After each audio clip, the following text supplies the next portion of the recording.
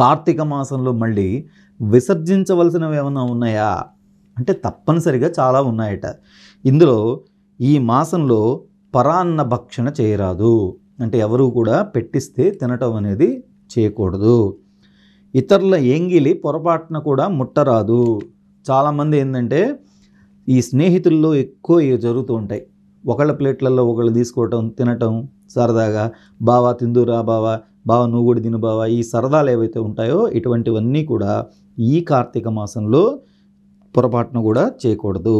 అలాగే శ్రాద్ధ భోజనం చేయకూడదు, అలాగే నీరుల్లిపాయ తినకూడదు, అలాగే తిలాదానం పట్టకూడదు, నువ్వుల్ని దానం పట్టకూడదు, అలాగే శివార్చన సంధ్యావందనం చేయని వారు ఎవరైతే ఉంటారో వారి వండినటువంటి వంటలు కూడా తినకూడదు.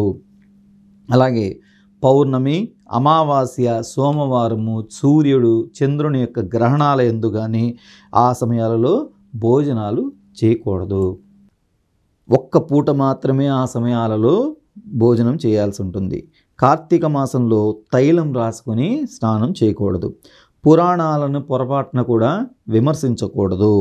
కార్తీక మాసంలో వేడి నీటిలో స్నానం చేసిన కళ్ళుతో సమానం అని చెప్పి బ్రహ్మదేవుడు చెప్పాడండి. అయితే